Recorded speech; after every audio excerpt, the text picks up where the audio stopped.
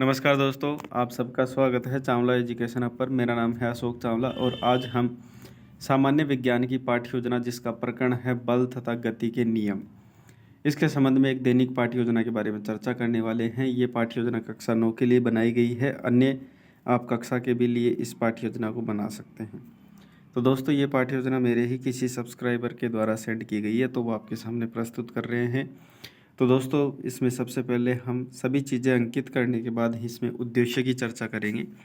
पाठ्य योजना के बारे में ज़्यादा विस्तार से मैं यहाँ नहीं बता पाऊँगा क्योंकि पाठ्य योजना ज़्यादा लंबी हो जाती है, इसलिए मैं शॉर्ट में आपको बताता चलूँगा। हाँ, कहीं पे कोई समस्या है तो आप पूछ सकते हैं। सबसे पहले उद्देश्य की, जिसमें ज्ञानात्मक उद्देश्य आप स्पष्ट रूप से देख पा रहे होंगे। उसके बाद अवबोधात्मक उद्देश्य है जो कि अवबोध संबंधित उद्देश्य है। उसके बाद ज्ञानोपयोगी उद्देश्य हैं, इनको भी आप देख सकते हैं। और उसके बाद कौशलात्मक बिंदु हैं, ये भी देख सकते हैं। और उसके बाद अभिवृत्ति और अभिरुचियात्मक भी उद्देश्य हैं, जिनको भी आप देख पा रहे होंगे। उसके बाद अगला बिंदु है सहायक सामग्री। इसमें कक्षा के उपयोगी जितनी भी सहायक सामग्री है, जिसमें संतुलित एवं असंतुलित बल वाला चार्ट का प्रयोग भी इसमें करोगे और गति के प्रथम नियम का भी चार्ट इसमें बनाओगे।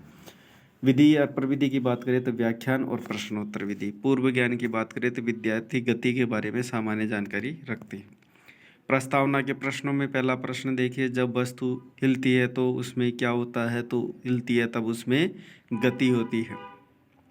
दूसरा प्रश्न देखिए, गति करते समय वस्तु का मार्ग कैसा हो जाता है, तो गति करते समय वस्तु का मार्ग टेढ़ा मेढ़ा या फिर सीधा भी हो जाता है। तीसरा प्रश्न है, जब वस्तु सीधे सरल रेखा में गति करती है तो उसे क्या कहते हैं, उसे सरल रेखीय गति कहते हैं। चौथा प्रश्न, सरल रेखीय गति या गति के लिए किन दो भौतिक राशियों की आवश्यकता होती है, तो सरल रेखीय गति या गति के लिए दूरी तथा विस्थापन की आवश्यकता होती है। पांचवा और अंतिम प्रश्न करोगे, किसी वस्तु को एक से दूसरी जगह विस्थापित करने के लिए किसकी आवश्यकता होती है, तो बच्चे समस्यात्मक हो जाते हैं। और जैसे ही बच्चे समस्यात्मक होते हैं, छात्र अध्यापक उद्देश्य कथन करता है कि आज हम बल तथा गति के नियम के बारे में अध्ययन करेंगे। प्रस्तुतिकरण में सबसे पहले छात्र अध्यापक चार्ट माध्यम से प्रस्तुति देता है, जिसमें आप अपने स्तर पर इसमें चार्ट का प्रयोग कर सकते हैं, क्योंकि विषय वस्तु सेंड करने वाले बच्चे ने इसमें विषय वस्तु के माध्यम से संपूर्ण से भेजने के बाद चार्ट चित्रों का प्रयोग किया है, उसकी फ़ोटो हमारे पास सेंड नहीं की है, इसलिए वो चीज़ें आपकी अनुपलब्ध रहेगी, वो अपने स्तर पर आपको निर्मित करनी पड़ेगी।